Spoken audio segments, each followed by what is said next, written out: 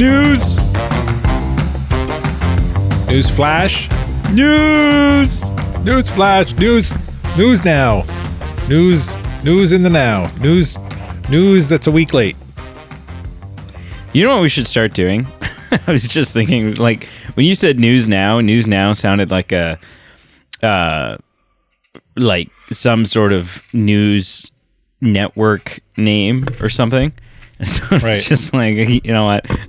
One of these days I'm going to send out an email to you and I'm like, okay, we're adjusting the format of the news show. And so now, you know, the shows are going to start.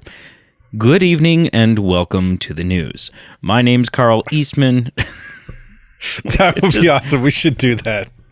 Just fully lean into this, you know. Yeah. I was actually like thinking about that a little while ago. Like, we're a news show, but we really just kind of rattle off in no particular order. Like, I don't know how much thought you put to the show notes, but like, they're definitely not segments. Because like last week we were talking about the Flash, and then we talked about other things, and then we talked about something else Flash related. Then we talked about some other stuff, and there was like another thing that was kind of Flash. It was like, this doesn't seem planned out well. Like, these three things feel like they should all just be one right after the other. Well, so and I can speak to that. So it's technically not the news. So, because like I took media and broadcasting and reporting and shit like that you got college. an education. And so the actual correct distinction is, so there's news out there, right? There are news whatevers, and that would be maybe sounding a little less uptight and stiff than we're a what my tabloid. joke was, but it would be like, oh, you know, it'd be like what IGN's little short videos are. They're like, you know, good morning, I'm so-and-so from IGN, and this is, you know, what's that? Blah, blah, blah, blah, blah, blah, blah, blah, blah, blah, blah, blah, blah, blah, blah, blah, blah, blah, blah, right? What we are falls under the definition of news talk. And so it's like, you know, any of those like political talk radio stations or whatever where you're listening and they're like, yeah, you know what? There's a story. There's a thing that's happened. And it really only takes like 5 to 10 seconds to actually get that story out and tell people, well, we're going to spend the next half hour, next 45 minutes, next hour on the show talking about, you know, speculating, commenting on it, you know, shooting. But it still feels like especially after last news episode, it feels like there should be like segments.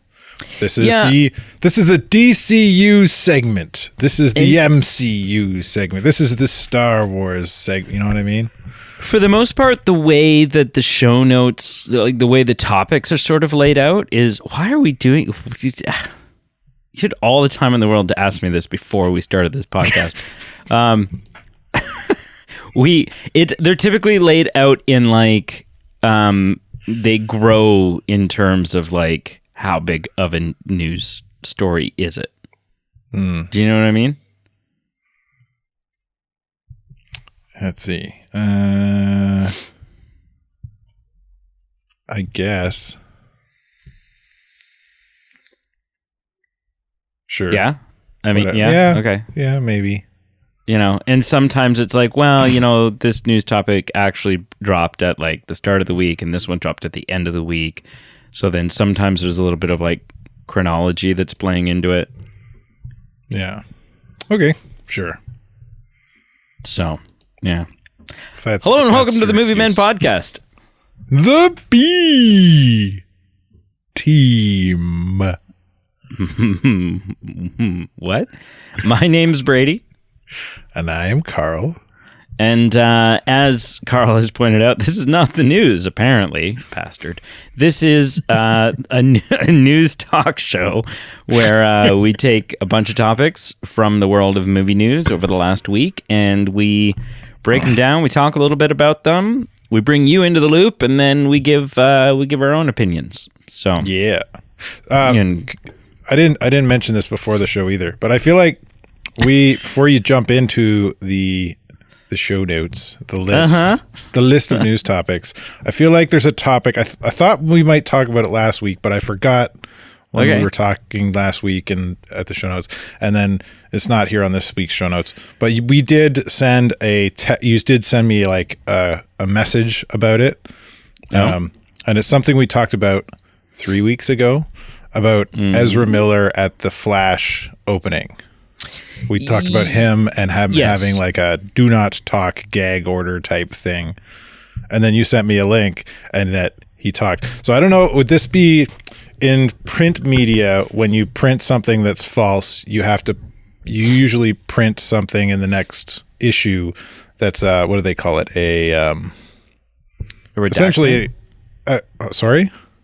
Like a redactment or an amendment? Yeah, a redaction or an addendum or So this is it's not really that, because we didn't know what was going to happen. We were just running off. But I think it's a fun, like we speculated a lot. And then he actually did have a little interview blip. Yeah, so it's worth... okay, so some clarification. Ezra did talk wasn't silent at the premiere, but the interview that I sent you a clip of that Ezra Miller did, that is like the... see if I can go back and find it here. It's like the official... statement official statement piece that the people in the film and whatever do, and the questions are very controlled, like they know what the questions are going to be ahead of time, and sort of all the actors do it. And that's a very planned thing. What Ezra was not allowed to do, what Ezra is not allowed to do, or was not allowed to do, was wander the red carpet. Right, was not allowed to go and mingle with he all was of allowed the different to do outlets. Very meticulously choreographed thing. Yeah, and again, I think probably a lot of that was Warner Brothers looking at it and going, looking at the questions and seeing, okay, great, nobody's talking about how do you feel about babies in houses with guns, and how do you feel about strangling women, and how do you feel about that was something that they were able to sort of have control over. Particularly because if the people who put these like official proper press interview together, if they were to sneak that kind of they would never sneak that kind of question in, even though it wasn't on the initial thing, because it would completely destroy their credibility, and it'd be it'd be real bad. I mean, I guess kind of Ezra kept it all together too, which is, I don't know how telling that is or what that means, but he could have very easily went off script. Yeah, I get the feeling that like a lot of that, and I don't, obviously I don't know firsthand, but having watched some stuff, I sort of get the feeling that a lot of that sort of mentality that Ezra had, that sort of mental space that Ezra was in, is sort of behind them now. And that Ezra's more now into the phase of just sort of dealing with those consequences from the time of being mentally ill. Not that I'm saying, ooh, that's it. They flipped the switch and Ezra's completely cured and everything's fine and they don't have a struggle. Like, they're not medicated or have like a day-to-day struggle or whatever it is. But even just like the little glimpses that I've seen of Ezra, it seems pretty clear this is not the same Ezra from a year and a half ago. That that there's been great progress made in terms of mental health. So, yeah. I mean, the fact that Ezra's even there, dressed up nice in a suit at a premiere, a year and a half ago, nobody could find Ezra, right? Like it was, right. it was bad. So, anyway, cool. All right, jumping into our first official topic, and it segues nice to keep Carl happy. It's a Flash segment. Very clean segue. All hug and snug and the Flash. the movie that you and I have both seen, and actually our review for it at the time that this is out, our review for it will have just dropped. So go track that down and make sure you listen to it if you've seen The Flash. And it's is not looking good. It's not looking good for The Flash. Kind of opening the doors to our conversation from the Flash episode. We both saw it pretty late, and the theaters for both of us were empty, which for me, in Owen Sound, seemed a little weird and off for an opening night. But when you said it, I was a little taken aback because you're seeing it in a larger city, much larger. Well, city. I also saw it at 10:30 at night on a Sunday. So, I mean, but it's still opening weekend. It was, for something that's being hyped to be this big thing. It was, but it's also, I mean, to its credit, I mean, it was 10:30 at night on a Sunday in an IMAX theater where the physical Cineplex that I was in had at least one, I think maybe two other show, like cheaper, like just regular or like Dolby Atmos showings. Okay. So maybe not as telling for you, but it's still hard to say. Still kind of like, it did feel strange to me. Maybe things are lining up here. In a theater that, you know, maybe has 300 seats in it or whatever it is. I would say there was maybe 30 people in the theater. Yeah. So yeah, it was pretty dead. So The Flash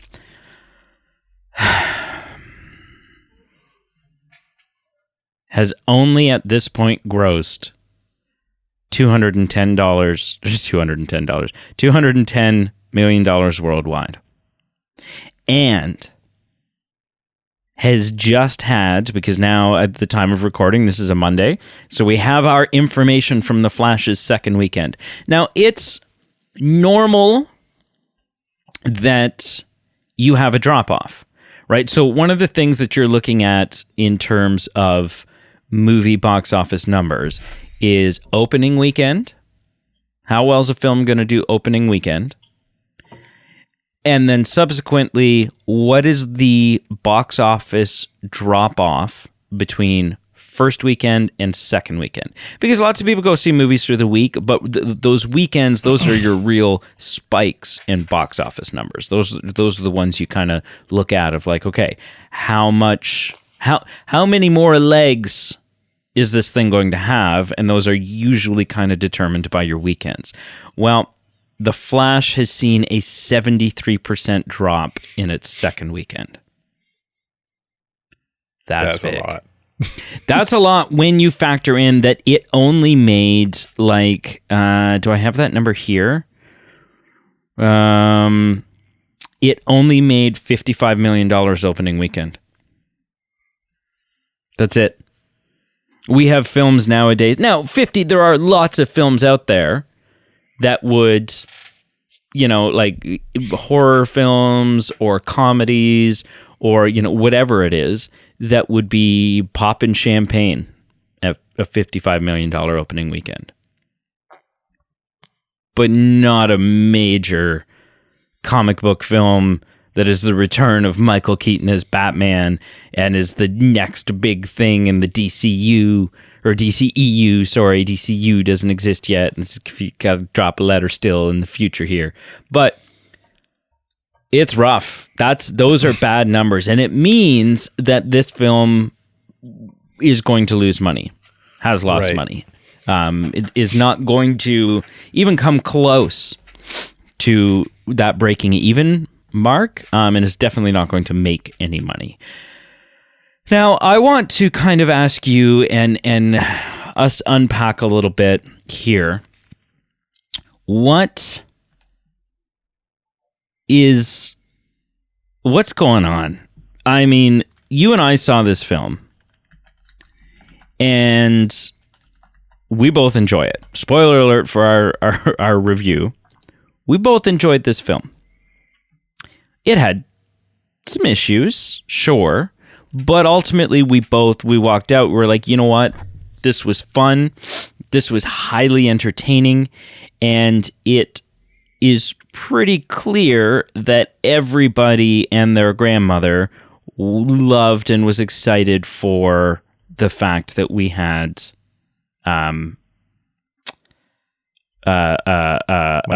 Keaton back as Batman. I did that during our recording of the. You did it. And so it just kind of begs the question: what the hell is going on? So do you have a theory? Well, first of all, I want to crush a theory that's out there. And there is a theory that I've heard lots of internet warrior basement dwelling, pizza pocket eating guys that are hopping on in comment sections of Facebook posts and YouTube videos and whatever it is going, well, these films are just going to flop now because they're rebooting it, and so people have given up. People have given up because James Gunn's come out and he said, canning. None of this matters. Maybe. Yeah, right. None of this matters. Well, here's the problem with that theory. The problem with that theory is that it suggests that everything was going fine until now. Right.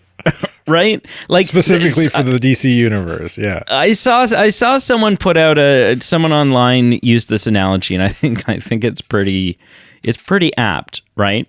He said, "Let me tell you a story. A man puts peanuts out on a dish in his backyard, and the squirrel comes. He sits and he waits and he watches, and a squirrel comes and eats the peanuts, and he sneezes. The squirrel sneezes, and the guy goes, "Oh, that's weird." And so the next day he puts more peanuts out and the squirrel comes back and he eats the peanuts and the squirrel sneezes. The guy goes, huh. And he does it again the next day. Puts the peanuts out, the squirrel comes back, the squirrel eats the peanuts and the squirrel sneezes. So then on the fourth day, the man decides, I'm going to put out some almonds. I'm going to try almonds. And so he puts some almonds out and the squirrel comes and the squirrel eats the almonds and the squirrel sneezes. And then the man goes, huh. Must be the almonds. Which clearly it's not, but that's pretty similar to the theory that's being proposed here, right? Yeah. Is, hey, movies are coming out, they're not doing well. Movies are coming out, they're not doing well. Movies are coming out, they're not doing well. Not small, but announcement is made. Next movie comes out, doesn't do well. Huh, must be that announcement. Yeah. Right? So let's take a quick look here. So Man of Steel, which came out June 14th, 2013, did $667 million worldwide. Now, that's pretty good. And there's two things to keep in mind here. Number one, it was the start of a new cinematic universe, right? So any sour taste from this cinematic universe was not in people's mouths yet. There was nothing working against the idea of people going to see this film. The second thing is that it was also a new Superman. And so there's going to be a draw there. So Man of Steel, $667 million, absolutely makes sense. Next up, Batman v Superman came out March 25th, 2016 to $872 million. You know what? A lot of people didn't like Man of Steel, but there are a lot of people who did. But this was not only a new Batman, but it was finally, it was the ultimate showdown between Batman and Superman on the big screen. This movie was going to do well, regardless of the fact that people have crapped on it, they don't really like it, blah, blah, blah. And people were going to go see it. The introduction of Wonder Woman as well. The introduction of Wonder Woman. Next up, we have The Suicide Squad, did $745 million. Al, you've got a new Joker advertised. You've got a big name in there like Will Smith, pre-slap. And it looked fun and quirky from the trailers. You didn't realize from the trailers how bad Enchantress was going to be done and, all these things. But it looked like a good time. Yeah. And so it did well. Next up, we have Wonder Woman, did $817 million. Still doing great, DC EU. And I think part of that was people really enjoyed her appearance as Wonder Woman in Batman v Superman. But also, this was just a phenomenal movie. Yeah, she was a standout in that movie for the minimal screen time she had. Yeah, but also the Wonder Woman movie was just a phenomenal movie. And so word of mouth got out, and people kept going back and seeing it and seeing it and seeing it, and it projected those numbers up. This is where things get interesting. The next film was the Justice League. Now, the Justice League should blow all of these previous numbers out of the water. $655 million. It was the lowest grossing, up until that point, it was the lowest grossing DCEU film. The Justice League. DC's version of the Avengers. Yeah. That's when there should be a little bit of a red flag. The next film that comes out is Aquaman to 1.1 billion with a B, and remains DC's highest grossing film. Really? Yes. I would not have ranked it there if I had to rank them without looking. No, but that's it's just the money it made, right? People like Jason Momoa is a hottie. It was a pretty good film. Yeah. So, yeah, it was. Yeah.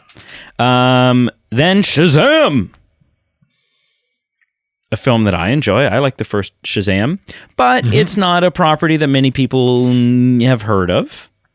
And following the kind of duds of Batman v Superman, Suicide Squad, Justice League, critically, not financially, but critically, I don't know that all the fans are necessarily going to put blind faith in a character that they don't even know and have never heard of. Shazam only made $363 million. Next up, we have Birds of Prey, $201 million. I haven't even seen that. Wonder Woman 84, $166 million. Are you noticing a trajectory? That makes sense, that one. That one was not The Suicide Squad, $167 million. Now, there needs to be an asterisk here because both Wonder Woman 84 and The Suicide Squad came out during the pandemic. And came out, I think they were both day and date release.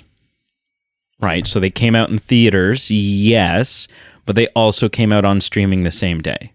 You had to pay like $30 or whatever it was. That would hurt it hard. Oh, absolutely. Regardless, I think of you still had to pay a premium in order to watch it on that streaming service, but it was still, you didn't have to leave your house, and that was at a time where people were afraid to leave their house, right? Like you were offering not just convenience, but you were offering safety for people. Then we have Black Adam. Black Adam only made $391 million worldwide. And you go, wow, that's like double what the last couple have made. That's not so bad. For the world's biggest movie star, the world's biggest movie star in a film that has taken like 13 years from the time it was announced to the time that it's been made. And that's no joke. Like, it was 2007, I think, when they announced. So, yes, but it was 2007 when they announced Dwayne The Rock Johnson as Black Adam. Oh, yeah. It was in, like, production for ages. Yeah. Then we have Shazam! Fury of the Gods. $132 million. Financial disaster. And now The Flash sitting at 210. So, and it wasn't until after Black Adam that we announced that James Gunn was taking over and everything was changing. Yeah. It wasn't until that point. So After that, Shazam! Fury of the Gods is the lowest grossing film of all time, but only by 30 million. And then The Flash, a movie that by all means should have done incredible, is sitting at 210. So that's not what it is. I'll tell you right now, it's not because they're switching things up. I think it's just that people have been so burned. I think it's a couple things. I think people have been very burned by the DCEU. Right? I think the quality control has been all over the place. I do also think that there is some negative, not only is there some negative press around the film because of Ezra's controversies, but as a result of those controversies, this film wasn't able to do a traditional press junket, traditional press campaign. Right? So the marketing campaign was a little weird. You don't have Ezra and Michael Keaton and the girl that played Supergirl. You don't have her showing up on late night talk shows. Yeah, and you don't have as many kind of face-to-face kind of interview stuff flying around TikTok and because it's not just Ezra who gets kicked out at that point, right? You can't send Michael Keaton and the Supergirl actress to do a talk show because inevitably the question's going to be, what's going on with Ezra? Yeah. Right? And then what do you do? Yeah. Yeah. So it's definitely not, I'll tell you right now, it's definitely not because DC's changing. Because I guarantee you, if you were to poll 10,000 people, like 90% of those people, at least 80% of those people have no idea that DC's changing and all of these things. Right. That's stuff that you and I know about. That's stuff that like the diehard sweaties on the internet know about. But it's not something that's on the top of everyone's mind. Anyways, you hear this, Carl. Are you surprised to hear that A, The Flash is doing this poorly? And B, do you have any alternate theories on why things are the way they are? Yeah, I mean, I'm a little bit surprised for sure. As we talked like the beginning of this conversation, it is kind of like the situations in our viewing of it kind of are telling to this outcome, even though some of them they were a little late and at weird times. But I think it's still kind of like, okay, this is obviously happening more than just in our viewings, like right. So I think there's been many other viewings at ideal times where there's been 10, 20, 30 people in a theater that can hold 10, 15, 20 times that. But man, theories, man, I mean, I don't think the whole like, everything that's in the DCEU, or DCU, whatever, the cinematic universe is scrapped now. So now people don't want to watch this because it doesn't matter. I don't think that's a reason, but I don't think it's I think it's, if you twist that reason a little bit, I think it holds a little more weight in that the confusion about what is and what isn't for those who are diehard. I mean, they're those probably who gonna see care it anyway. Yeah. But like, we don't know. It's not a clean break, right? Gunn's been very straightforward about how some stuff will and some stuff won't, and been very vague about what is and what isn't going to be. It's been a pretty cryptic announcement. And I think that confusion is definitely probably hurt this film to some degree, not to the degree that we're talking about here. I think Ezra Miller controversy has definitely hurt it. but I don't think it's hurt it to the degree we see here. I think it's probably more just the perfect storm of misadventure and events coming together to, like, we talk about like people being kind of hurt by previously bad DC movies, so they're just going to wait for streaming or rent. I mean, that makes some sense, but again, like, I don't think to the degree we see here. Like, I think more than anything, I think people, not just DC comic book movies, but like comic book movies as a whole over the last 5-10 years, I don't know how far back I can go, but I think like they've definitely seen kind of a decline in quality, right? You kind of just went over the DC cinematic universe and its kind of journey to the pinnacle and then dropping hard.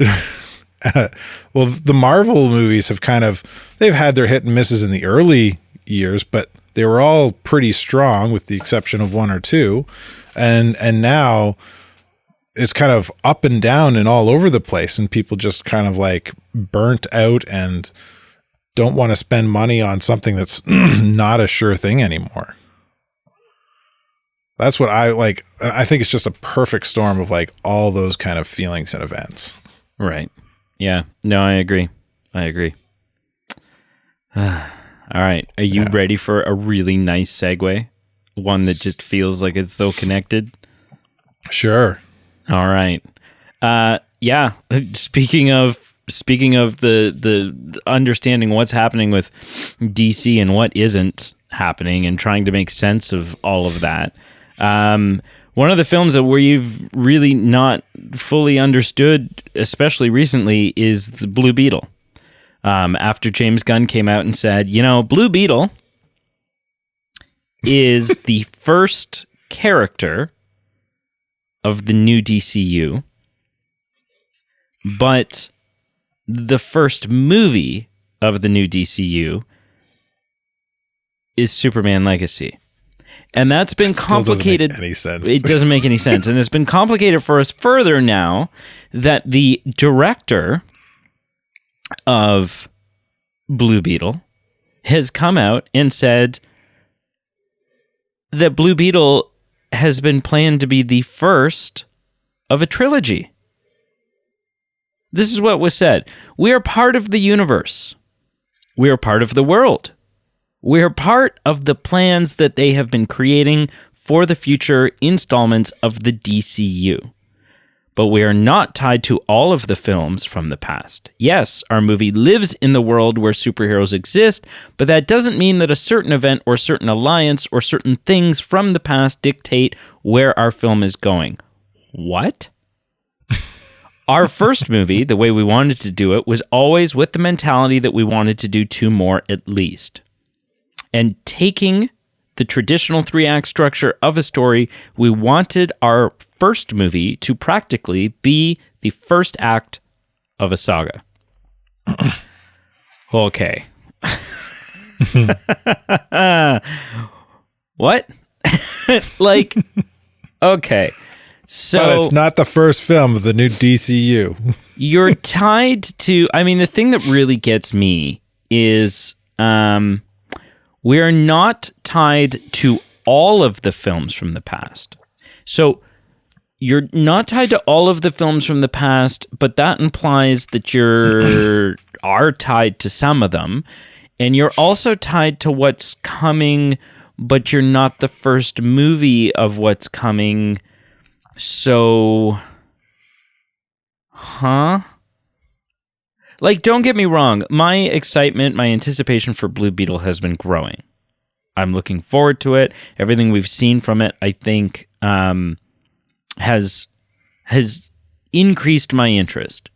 I'm very intrigued by the fact that this was a film that they originally shot to be released on HBO Max, and then they were like, hey, you know what? we've got something pretty good here. Let's do a theatrical release. Like, that's intriguing to me. That shows that the studio's got big confidence in this film. But I don't understand any of this.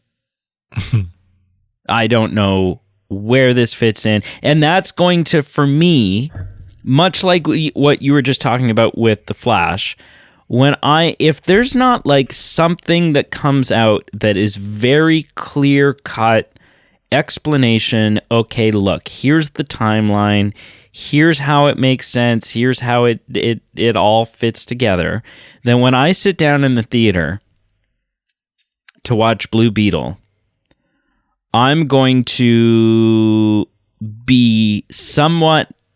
have one foot out of the film the whole time, because I'm going to be sitting there going, I don't even know what universe this is a part of. Like, I don't know what this is. What's the continuity?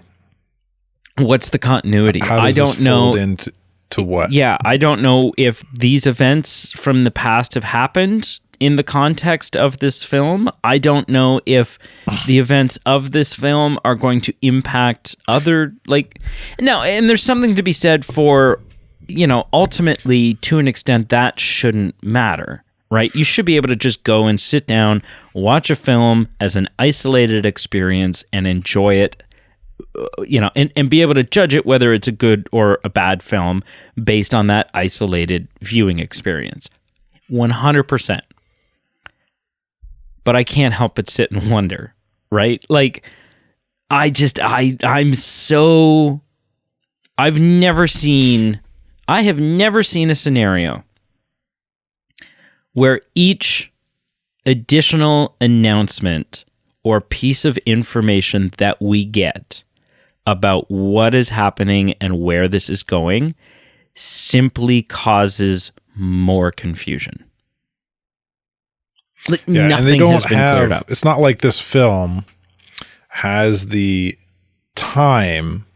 screen time to explain a lot of that, because it's an origin story. It needs to spend every minute of its screen time building and creating the characters that we're going to follow through a potential three film act. Exactly.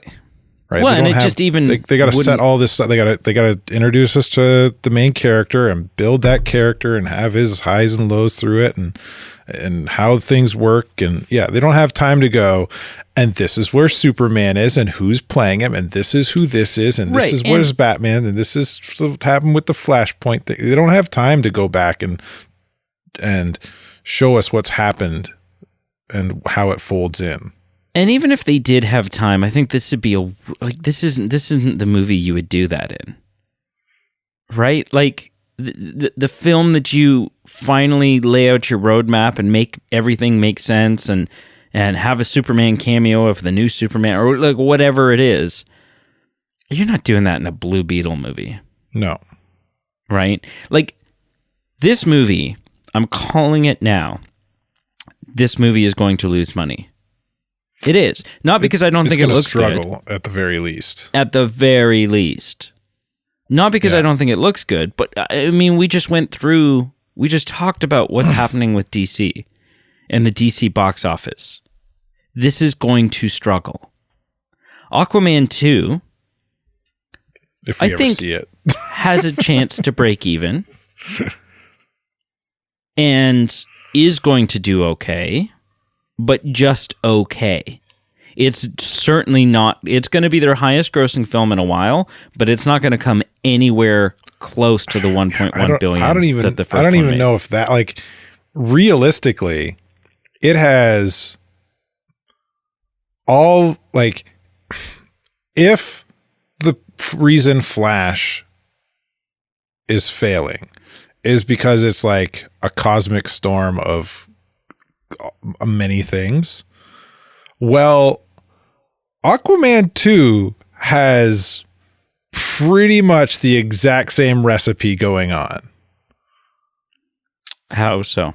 Well, so the failing DC films, yeah, You've got trouble with your actors. Yeah. You've got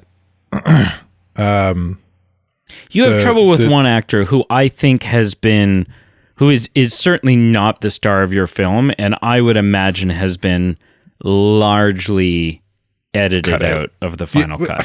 True, but she's like, we haven't seen any new media for it in a long time. No, and I mean we're still a little ways out from it. We don't know yet how much Amber Heard's going to or not going to be in the film at this point. But that's at this point in time. Yep. It's still an issue. She's not the star of the film, but she's definitely the leading lady. Mm-hmm. So I think it's still, the recipe is not, it's not tablespoon for tablespoon, cup for cup, the same recipe, but it's very close. Yeah. I would say it's got just as big an uphill battle as Blue Beetle does. Oh yeah. And you know what? Like, taking it one step further, and I'm not just crapping on like the current DC EU. Hands down, I fully expect Superman Legacy to lose money. Really? Yep. Hands down. And I think that that's okay.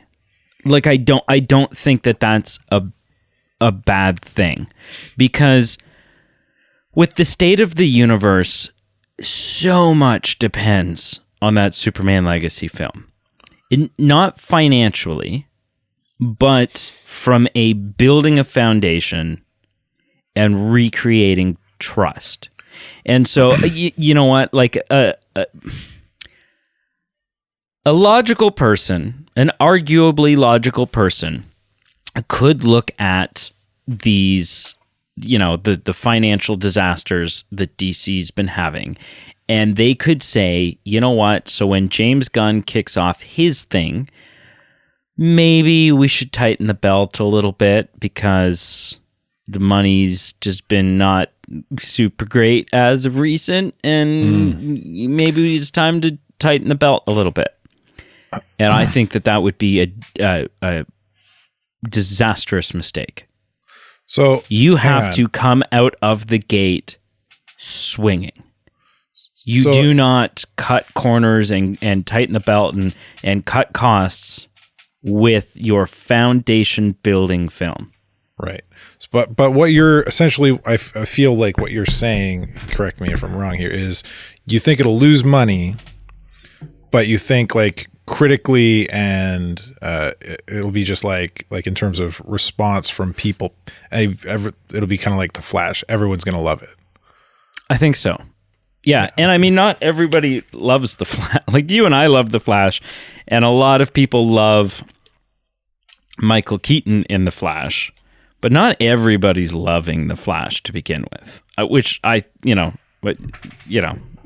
is what it is. I think people are I think their opinions of the film are being influenced by external things versus just simply judging the film. But that is what it is. I don't know. I mean, I haven't seen anything. I haven't read a script. I don't know anything about Superman Legacy, so I can't say whether or not people are going to like it. People need to like it. Like, James Gunn needs to make a film that people are going to like if this new universe is going to get off on the right foot. But what I'm saying is even if DC, if James Gunn makes a film that everybody loves, and he spends $250 million, $300 million doing it, and the film just barely breaks even or doesn't quite break even, which for those, again, it's a very complicated equation that takes production budget plus your marketing budget plus your, XYZ. If he spends $300 million on the film actually needs to make like $750, $800 million to break even. But even if it doesn't, if he makes a film for $300 million and it only makes $500 million at the box office, but everybody loves it, then that's fine. And that needs to be seen as a win. And I think that is what will I don't think that first Superman movie that comes out is not going to be a $1 billion film. It's just not. Because there's been so much trust broken, not by James Gunn, by the previous regime, but it's still, unfortunately, now James Gunn's mess to clean up. Yeah. Well, I don't think the confusion he's kind of giving us so far isn't helping him either. Right, like, but we're still also 3 years out from seeing any. Do you know what I mean? Like it's okay that we're confused right now because there's so much time for them actually to start making announcements and start piecing things together. And it's like, right now, essentially what we're saying, because Blue Beetle's not out and Aquaman 2's not out. Right. And so essentially as fans, we're sitting here saying, I don't know what's going to happen 3 films from now. And that's a problem. No. Yeah, as fans, that's Blue Beetle's the only one that's realistically going to potentially change some of that doubt. And even then, because of things James Gunn is saying, it doesn't clear things up. Well, but we don't know, right? Like we don't. We're speculating. But this is why this is a problem. Aquaman 2 might make everything make sense. But Aquaman 2 is old universe. It's going to have nothing to do with James Gunn's universe. But that's the thing is we don't know, right? Like we don't know any of that anymore. Well, that just creates makes it more of a problem, I think. But maybe when you see it, it will make sense. Listen, this kind of doubt and confusion, in my opinion, it's like concrete. At first, it's easy to move around. It's easy to fix a problem if one comes up. But the longer it's left to kind of sit in people's minds, the more that those thoughts kind of solidify. I think, and the harder it will be to sway people. Where if he had just came out and said, once Aquaman is out, or even Blue Beetle, whatever his cutoff is, that's the last of the old guard. We're starting fresh. That would have been, I think, would have given him way more goodwill moving forward with his universe. Which ultimately, I think with a few exceptions, I think that is what it's going to... I think like Viola Davis is coming over and playing Amanda Waller. I think that outside of that, and then this Blue Beetle thing, which I don't blame James Gunn for this Blue Beetle thing. I think the issues surrounding the confusion with Blue Beetle are largely tied into the director's comments that he just made. Right? Like, yes, James Gunn said this thing about Blue Beetle being the first character, but not the first movie. And I'm like, okay, so then maybe what he meant was, hey, you know what? This is going to be our Blue Beetle. We're going to use the same guy. But this isn't a film that we made. This is a film that we're going to kind of adopt. We're going to kind of hijack it and bring it in to the fold of the continuity. Maybe not. I don't know. But the first film that we are making as the new DCU, the first film that is being made under this new studio, is Superman Legacy. I don't know. Anyways, we got to move on. But yeah, it's hard. It's hard to know. It's hard to know what's going on. It's impossible. Star Wars time. Ever since you and I segment? Yes. Ever since you and I saw the trailer for Ahsoka, we looked at each other and were like, "Oh, it's Rebels season 5." Like this is just a sequel series to Rebels, right? Well, yes. Dave Filoni has confirmed officially that Ahsoka is really just Rebels Season 5. This doesn't surprise me at all. Like, at all. He said, it's hard sometimes to tell with the things you read online whether it's actual fact or just some fan fiction, says Dawson. So Dawson is the actor who plays Ahsoka Tano. But I'm pretty sure Dave said that this is basically like the 5th season of Rebels. So it felt nice to feel that sort of connection with these people she's got such a rich history with. You can see that with her mission that she has going after Thrawn and believing that he's still alive and holding Ezra in her heart because, and the grammar in this statement is all over the place. And holding Ezra in her heart because they have a really beautiful, long history as well. So that is Rosario Dawson, who plays Ahsoka Tano, commenting, saying, yeah, like, I'm pretty sure I've heard Dave say that this is just a live-action Rebels Season 5. There's not much to say. I mean, this is kind of exactly, I think, what we already knew, right? Like, well, yeah. Well, duh. Stop the presses. Does this change your excitement for it all? Does this add to your excitement? What are your thoughts? I mean, I don't think it changes anything. It's already something that was kind of assumed, like it's a continuation of that story, so it makes sense that would be kind of the talk around the water cooler about it. Mm-hmm. It makes perfect sense.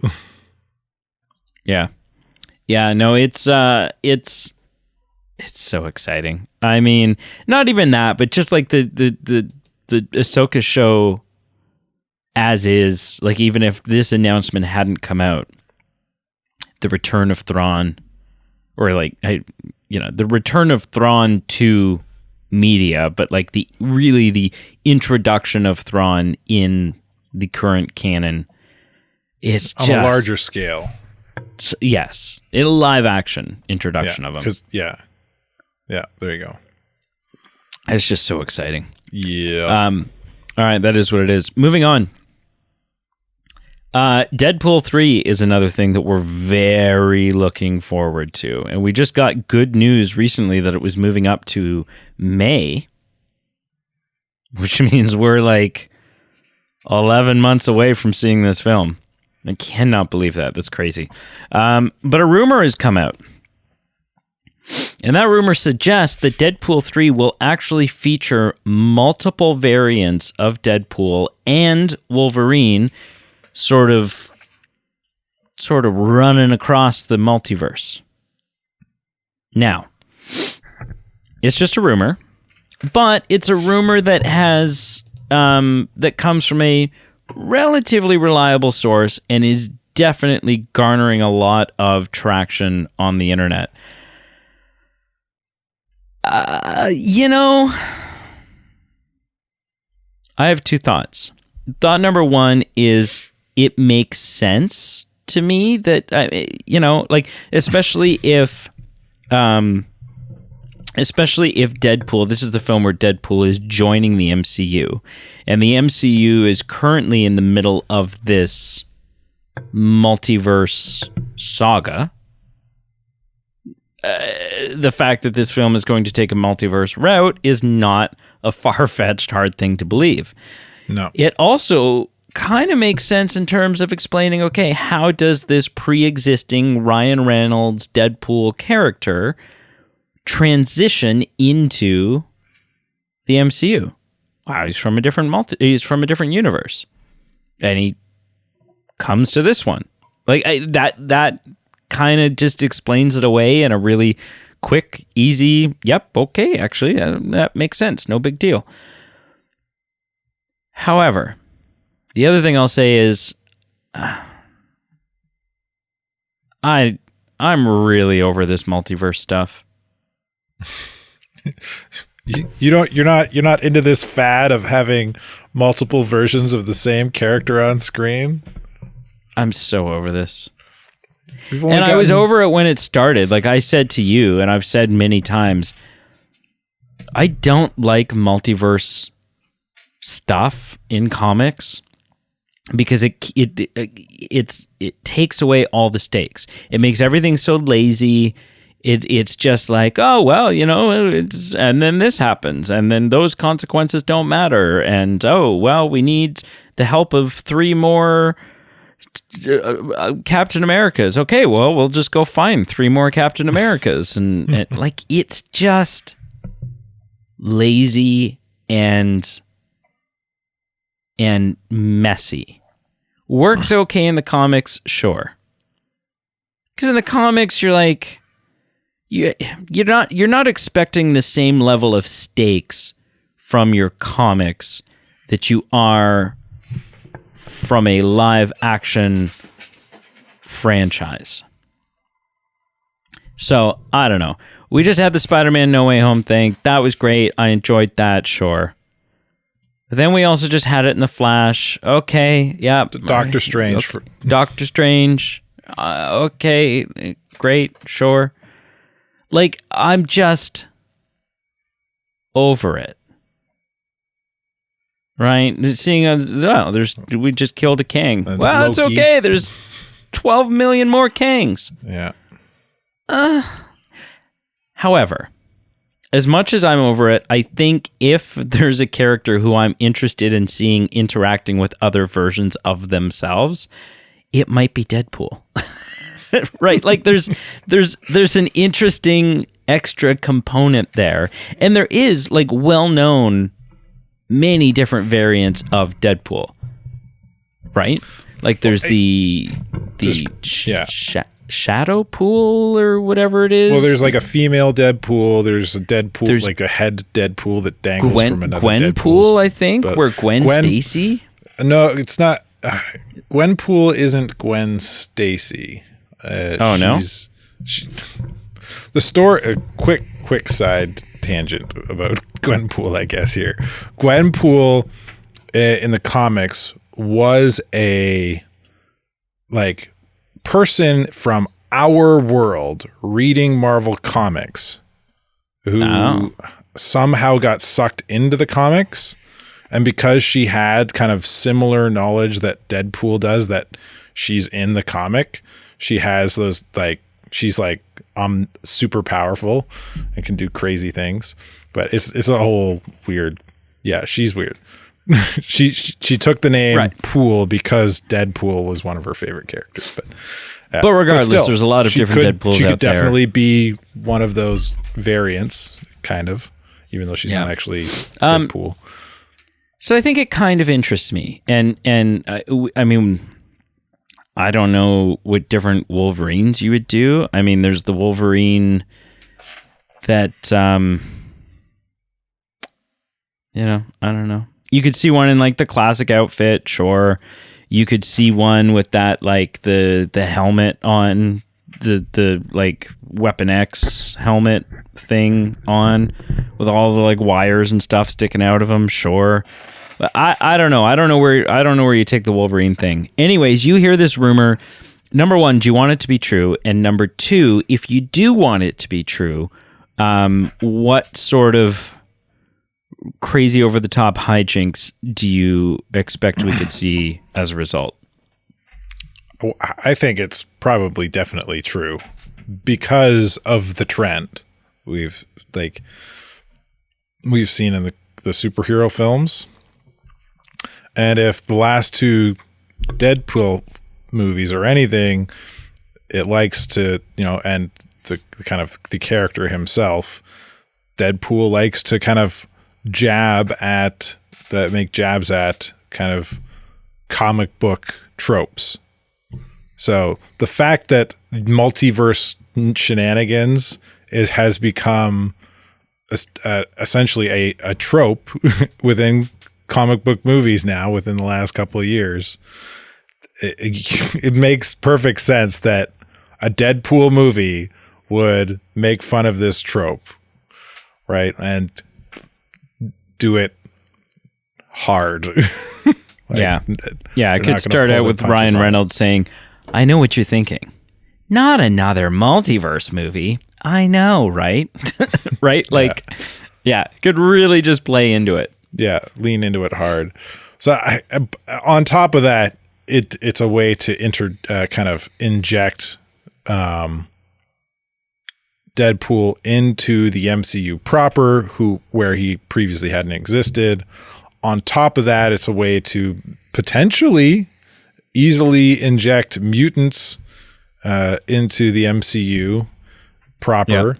Open those floodgates in a kind of more solidified way than just kind of having a quick snippet from the X-Men theme song play when boyfriend of Miss Marvel says your DNA is mutated or something, like whatever his line was in that TV show right at the very end of it. It's going to be good. I think it'll be fun. I don't think I'm gonna not rebut. I don't know. I'm going to play off of something you said where you think it's lazy writing. I don't think it's lazy writing. I think it's difficult writing, because you said it was lazy and what was the other word? It removes all the stakes. No, it was lazy. One of the things is that it removed all the stakes, but you said specifically it was lazy and it was, should have wrote it down. Anyway, you said something else, and whatever that something else was the important part. So if you're listening to this, you can just rewind and know what he's talking about, what we're talking about. But it's hard. Like it's hard to do it well. It's you have to be creative and you have to think of it's like time travel, right? Time travel writing isn't lazy, but if you don't think it through, if you don't write it well, then of course it's going to be bad. Yeah. Of course it's not going to play right. I mean, for me, it's just lazy in the sense that, like, you're like, oh no, Gamora died. Okay, well, a little bit of time travel, this, that, and the other thing, we've got a Gamora back. Don't worry about it. Yeah. So, right? Like, you don't, in regular, when you're not dealing with multiverse, you have to, when you write something and you put it down on the page and then you make a movie, unless you're going to retcon and make a total mess of your own continuity, you are now beholden to the decisions that you guys have made as writers. And especially in something like the MCU, where one film kills off a character, and then 3 MCU films later, a different group of writers are working on, whatever film it was, and they're like, oh man, we really wish that so-and-so hadn't killed off that character because we would have really loved to use them in this film. Wait a second. We can. And so it's, in that sense, you're no longer, when you're dealing with multiverse, you are no longer held accountable to previous writing. You are no longer, if you blow up half the earth and this happens and that happens and all of these things, you're no longer required to really stick to those consequences because you have a multiverse. You have an unlimited number of universes that you can use and exploit and pull characters back in from, and and whatever it is. Right, but this is still I think solidifies my point that you need to be creative in your writing to make sure that it doesn't feel that way. So, like, time travel can feel that way, right? But in the Flash movie we just watched, that's not the case, because things change when you go back in time and try and fix things. That's not the case for the Marvel universe, but they still found some ways around that to solidify deaths. Black Widow's not coming back. She's dead. our universe is right. So then, so that's time travel. The way the comics and the DC universe or the MCU has set this up as well. The way comics dealt with multiverse kind of shenanigans and bringing in this case, let's use Black Widow, bringing a Black Widow from another universe into the MCU universe creates a problem in the event in the form of an incursion. Both universes are going to get destroyed now. Right? So there are stakes still. They've just created different stakes. Now, they're not leaning into them as well as they should have since they were announced in the in Doctor Strange, because the MCU is all over the place right now. Nobody knows where it's going. Yeah. But there are stakes to it. They just aren't leaning into them for some reason. Mm-hmm. Yeah. I don't know. Anyways, it'll be interesting to see. I do think if one film makes sense more than any others to have someone interacting with multiple versions of themselves, it is a Deadpool film. So it's it's my interest is piqued for sure. Talking about my interest being piqued. And this is sort of news, but it's also sort of not news. Someone was recently doing an interview with Jensen Ackles, Dean Winchester from Supernatural. And the whole idea came up of, hey, you think you want to play Batman at some point in this new whole like DCU thing that they're doing? And this wouldn't be the first time that, like, this wouldn't be Jensen's introduction into either A, the DC, or B, Batman stuff. He's voiced Batman a couple of times now in animated things. He was also the voice of Jason Todd in the Under the Red Hood animated thing that they did. So he's got a familiarity with that world. There's also some amazing pictures online of his Batman cosplay for a Halloween costume that he did. So he's definitely a Batman fan. And they asked him, they said, hey, anything you want to be, anything you want to might be the Batman? And Jensen said, essentially, well, duh. Like, what? Yes. He actually made a really funny comment, and I don't think it's in the article that I sent you. But essentially he was like, that's, and I'm paraphrasing, but he's like, oh, that's something that I'd really love to do, but, Pedro Pascal's probably going to get it.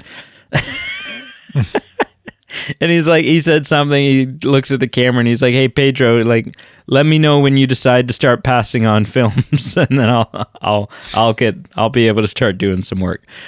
Because if you don't know, Jensen Ackles was trying to get, he'd like audition for or whatever. He really wanted to play Joel in The Last of Us. And obviously Pedro Pascal did it instead. So could Jensen Ackles be our new Batman? I think, never say never. Right? Jensen Ackles he's getting up there, right? So falling into that like slightly older Batman now, who's gone through all the other Robins and now has his Damian Wayne son Batman or Robin thing. Is that possible? Does he fit? I mean, he's 45.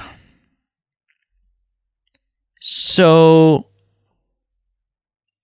I would say yes, because you could age him up a little bit. You can make him look a little bit older, right? Give him a little salt and pepper in the hair and do whatever you need to do to age him up a bit. But I don't think you want to cast, because I think you want to cast someone who looks older than 45, but isn't actually that much older than 45, simply for the longevity of your character, right? You want someone who is going to be able to play Batman for years to come. Do I personally see it and think it's a good fit? I don't know. I always used to say yes. I used to say that I think Jensen Ackles would make a great Batman. Now I don't know. And I don't know why I don't know. I don't know what's changed about my thoughts on him playing this character. I just don't know if he is what James Gunn is looking for. You know what James Gunn's looking for? No, I'm saying I don't know. That's what I'm saying. I don't know if he's what James Does Gunn's anybody know? Well, James Gunn does. Does he, though? I'm sure he does. Oh, the guy's got it so thought out. I don't know. And I wonder if, not that there's anything wrong with a character playing two different comic book characters and two different companies or studios, but I don't know if him having a role on The Boys affects his chances, both negatively or positively. I don't know. I don't think it would. I just don't know. Anyways, you hear this. I know you're a Supernatural fan. You're a Jensen Ackles fan. You're a Batman fan. So is it really that simple? Do those three things come together and this is an obvious win for you? Or is it a slightly different story? I mean, it makes sense for me. But who the hell knows what James Gunn's thinking? So, I don't know. But you could see this, eh? You'd be happy if they came out tomorrow and said Jensen Ackles. And like you were talking about like age there, 45, whatever. Like if Batman starts his career as Batman in his early 20s, he could easily be seduced by Talia in his mid 20s, and then Damian's in his mid teens when he finally meets Batman at 45. So that timeline, he could be late 30s and it'd still almost pan out. Like Batman doesn't have to be that old for this movie to work, the way James Gunn's talking. So I think he'd be a great fit. But I mean, there's probably dozens of other actors who would also be great fits. But who's James Gunn eyeing up? He's not telling. So until he says this is who I want to be, and then we don't know. At this point, I'm sick of speculating about the DCU. It was fun when we did our little fan casting, but like anytime we've talked about DC Universe leaks since then, it's just made me drawn us further and further away from our predictions and made me go, I'm done talking about this. What's the point at this point? It's speculating on speculation that's been speculated upon, essentially. Oh, for sure. For sure. Yeah. And ultimately, no matter when these castings are finally announced, no matter who they pick, not everybody's going to be happy. No. Right? Like, you might love the new Batman, and I'll be sitting there going, oh, why? Or vice versa. Hopefully it's vice versa. Hopefully I love the new Batman, and you're like, really? That's your dream, eh?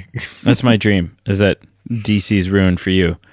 And then I don't know why. I don't know why we both can't just be happy. It's like in my imagination, one of us is going to be on the opposite side of this, no matter what. But no, it'll be interesting to see. Like I said, I'm a fan of Jensen Ackles.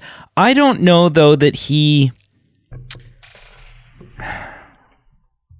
Like, I'm trying to think back to Supernatural. Like, at times the dialogue and the scenes in Supernatural were pretty campy and cheesy and whatever, and that was just kind of the story that they were telling. I don't know that I've got a good frame of reference for Jensen Ackles' acting chops. right? Like there are some pretty dark and serious moments in that. There were, for sure. But I don't know. I don't know if Jensen Ackles could carry. If he's got the range.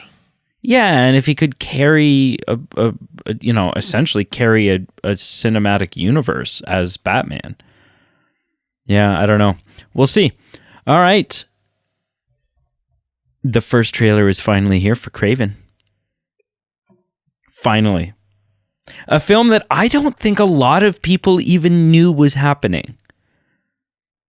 Or probably even, like, for the average movie-going audience, doesn't have any idea who Craven is. But Craven the Hunter, a legendary Spider-Man villain, is joining the Venom-verse, right? The Venom, Morbius, and now Craven universe that is sort of connected to the MCU, kind of via multiverse stuff, sort of not connected to the MCU, kind of via multiverse stuff. I don't really know. I don't think anybody really knows. But in the next installment of a Spider-Man-less Spider-Man movie, we have Craven the Hunter. I've sent you the trailer. I want you to start this off. What are your thoughts on the trailer for Craven the Hunter? I don't know. Oh, no. Really? I thought you'd be all over this. I mean,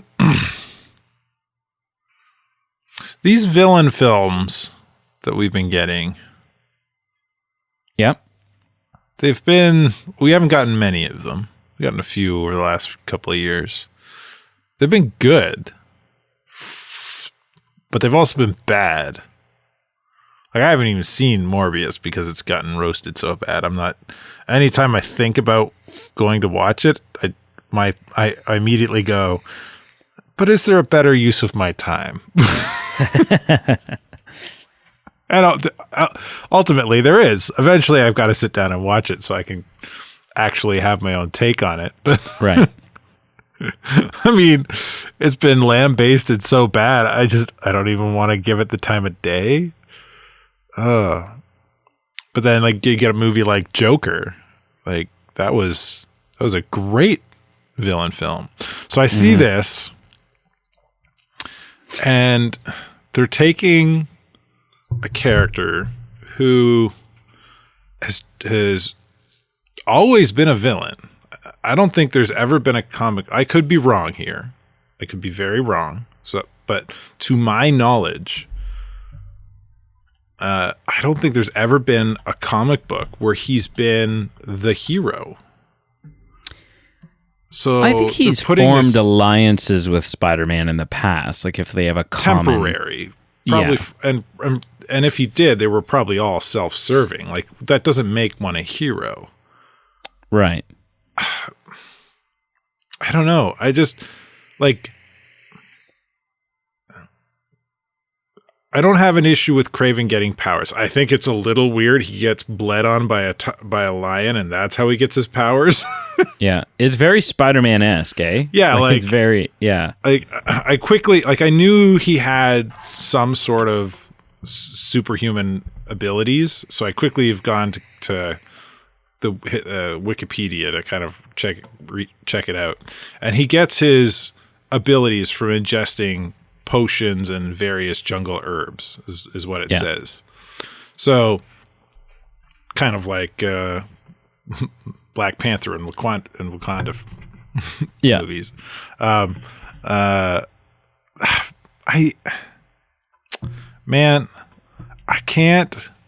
don't know about this hero bit though. Like making him the son of a gangster, essentially mobster or whatever, warlord, and then somehow because of that in his childhood he hunts bad guys. Well, how do you spin that on him now wanting to hunt good guys later? I don't. Well, I mean, he's still not like sort of like Venom, even though the guys that he's hunting are bad guys.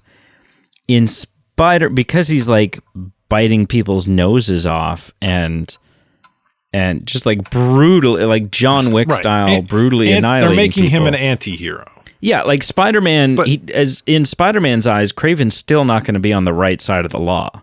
No, but he's still. They're still kind of tapping him to be a hero from this trailer. Based on this trailer alone, the hero of this film. It looks like they're tapping him to be a hero of his own story, I guess.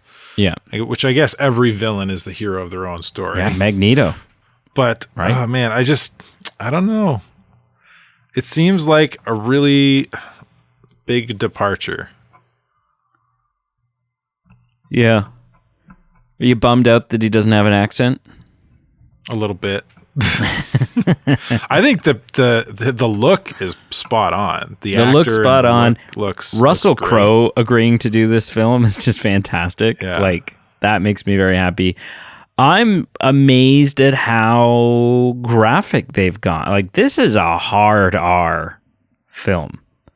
This is not, this is not just like Sunday morning at the movie theater. This is, like I said, the biting people's nose off and decapitating people, and that one line in the trailer where he's like, "Oh, where's so and so?" and he's like, "Oh, you're standing in him." And you like look down and there's just this like pool of blood. I don't know.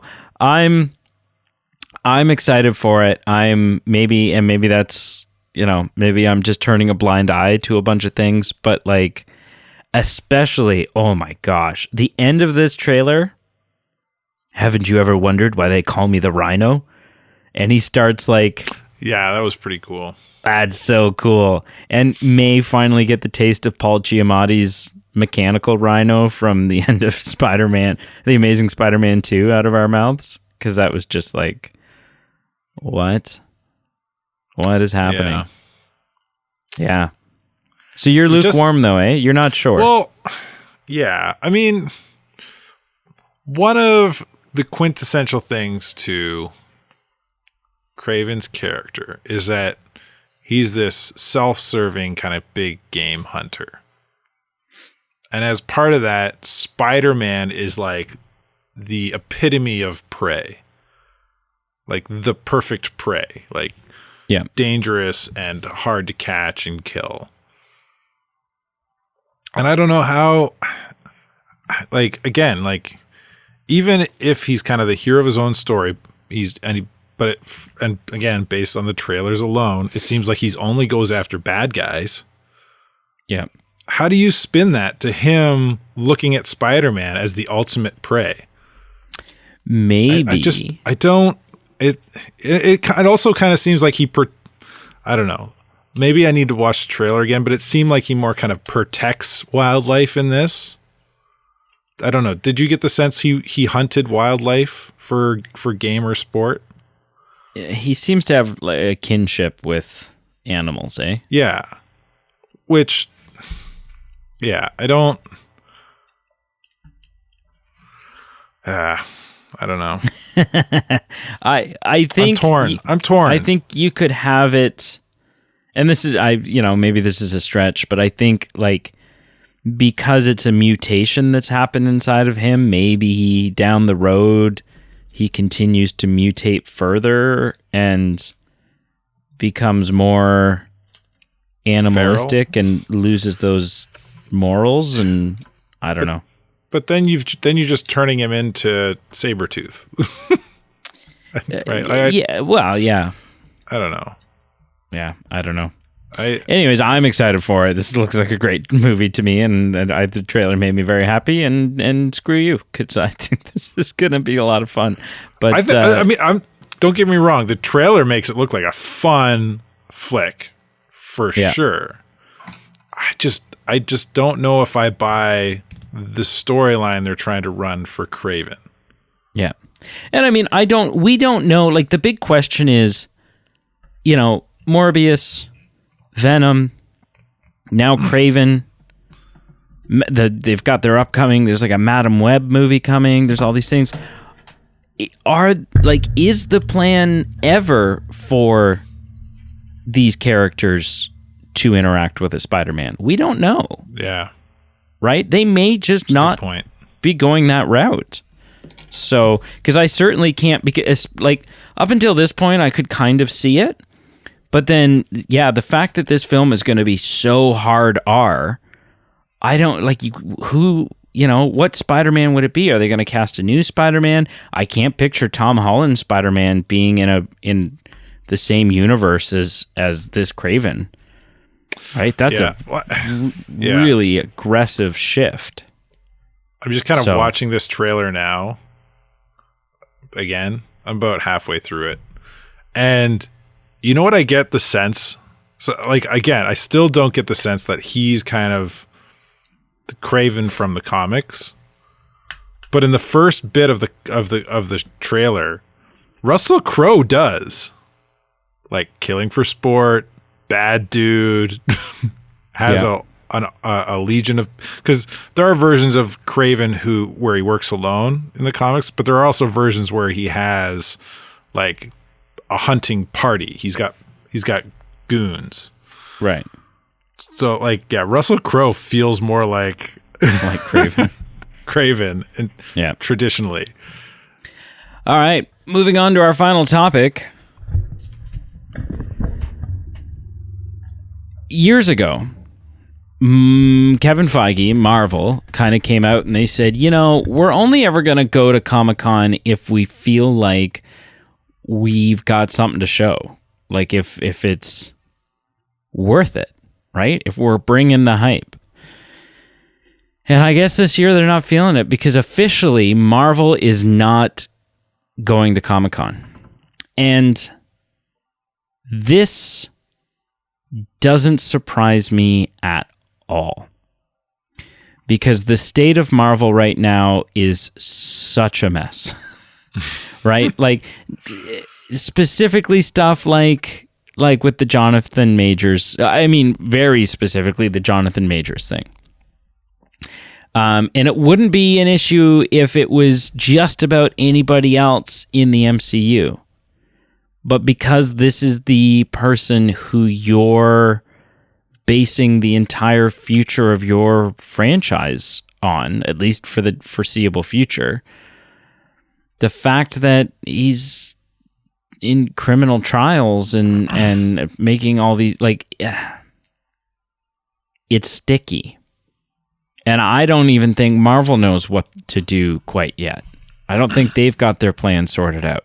Yeah. Well, even outside of that, Marvel, the cinematic universe is a bit of a cluster. Well, that's just story-wise, and that wouldn't prevent you from going to Comic-Con, right? Not if anything, that'd be the opposite. You would go to Comic-Con and you'd be like, okay, we have a plan, right? And you would be telling people you're planning, hey, you'd be building that hype to correct the ship. You're not a no-show. But this Jonathan Major stuff, things have never been worse for the studio. And so they're just simply not going. Now, what's really interesting here, and I think very important, is that if anybody has their head on their shoulders over at DC, this is your moment. You need to be looking at this and saying, okay, Marvel's not going to be there. The stage, so to speak, is ours. And you need to, I don't know what it is, right? I don't know what you do, but you do something big. Maybe it's like, we know who our Superman is. We weren't going to announce it for another couple of months, though. It doesn't matter. Announce it now. Announce it now. Right? Maybe you got another film, another project, because they said when they gave us that current slate of films that this was most of, but not all of, the first chapter of the new DCU, the Gods and Monsters chapter. And so maybe you drop the bomb on a couple more.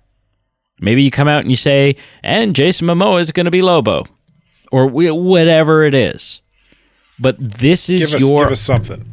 This is your opportunity to swoop in and build hype and start that foundational building that we were talking about with Superman Legacy, this is your time to shine. Because all eyes are on you. If DC shows up, which I have no reason to think that they're not going to, I haven't heard that they're not going to, all eyes are on you. All eyes are on you. And so don't fumble this. Don't fumble. Because now's not the time to sit back and go, oh, we're not ready to reveal that yet. Now, there's some stuff they're not ready to reveal, and that's fine. But man, if they can nudge up an announcement in that timeline, now is the time. Now is the time. Carl, you hear that Marvel's not going to be at Comic-Con. A, does this surprise you? And B, what are your thoughts on DC and the responsibility that falls on them now? I mean, are we talking about just like DC Cinematic not being at Comic-Con, or is this like Marvel? Marvel Cinematic, or is this like Marvel as a whole? No, I think it's like Marvel Studios. Like they're not going to do their Hall H presentation. Right. Okay. So like comics and writers and inkers and stuff. Yeah, I'm sure all that stuff still. Yeah. Yeah. Well, that's not as bad. I mean, it's definitely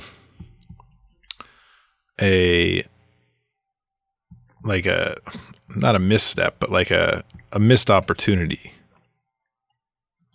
Right? Like this is, and anybody that cares about your property, the people that are going to push your property for you are all their eyes are on this event. Right? The fans. You've got people who like the MCU, but the fans are watching what's coming out of these things, especially something this big. Yep.